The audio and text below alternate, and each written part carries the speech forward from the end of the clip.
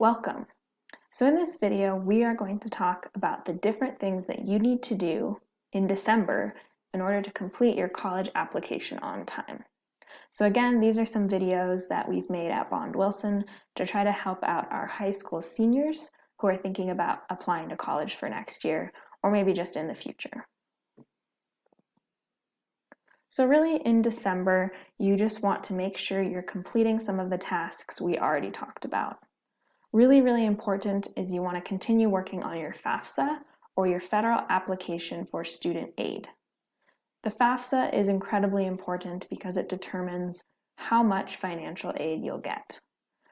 Remember that if you need help with the FAFSA, you want to click on this link right here and you can type it into your search bar and this will take you to the FAFSA website. If you need more assistance with your FAFSA, I highly recommend going back and viewing the November video where we talk about the FAFSA a little more in depth. So the next task, and this is of course kind of the whole point of these videos, is that if you haven't already done so, you want to complete and submit your college applications. December is a really good time to get these done. Most applications are due between November and February. And many colleges have a deadline in January. So it's possible you've already submitted some of your applications. Maybe you had some due in November, but you want to be really cognizant of the deadlines of your schools. So make sure you've written them down somewhere, you have them in your mind, you know exactly when they are, and you're checking down those tasks in order to complete and submit your applications. I say it's a good time to complete your applications in December because a lot of these applications do have a deadline kind of in the beginning of January. So you might ask, if you haven't already started your applications, what do I need to submit? And of course, it is going to vary depending on the school you're applying to. Community colleges are going to have a lot fewer requirements, whereas four-year colleges are probably going to have these 4 requirements that you see on the screen. The first one is you'll probably need to submit standardized test scores. That means either the ACT or the SAT. However, more and more colleges are going test optional, which means that it might be possible you actually don't need to submit these scores. Again, please check your college website, check out their page on applications, see if your school requires standardized test scores or not. If a school does require standardized test scores, they won't care whether you submit the ACT or the SAT. Secondly, you will need your official high school transcripts.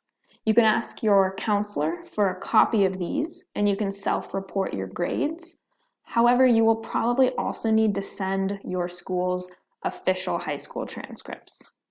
The best person to help you with this task is your high school counselor. They'll know exactly how to do this for you.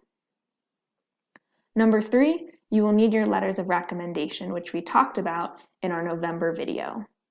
Typically, you want to ask your core teachers. Make sure you check how many letters you need, but you want to ask your core teachers to write these letters of recommendation for you. And of course, you want to give these teachers enough time to get this done. Lastly, a lot of four-year colleges require some kind of application essay. If your school uses the Common Application, you can find these prompts by searching Common Application essay prompts. Of course, if they don't use the Common Application, again, go to your college's website, take a look at their application requirements, and they should have something called either college essay or personal statement where you need to write a little bit about yourself or respond to a prompt.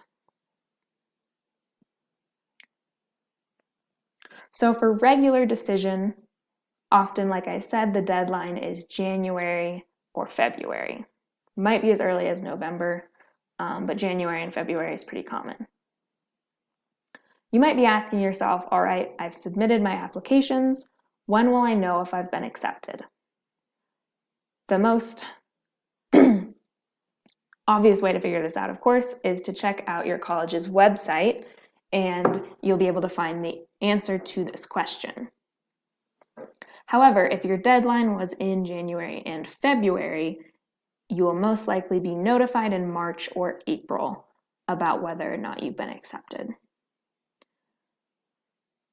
Again, I hope that this video was helpful. I hope you're working on your college applications, getting all those things done that you need to complete, filling out the FAFSA so that you can get aid in order to attend college.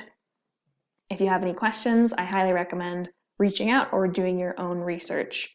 The best thing you can do is look at your college's website, and when in doubt, you can even contact the schools that you're interested in.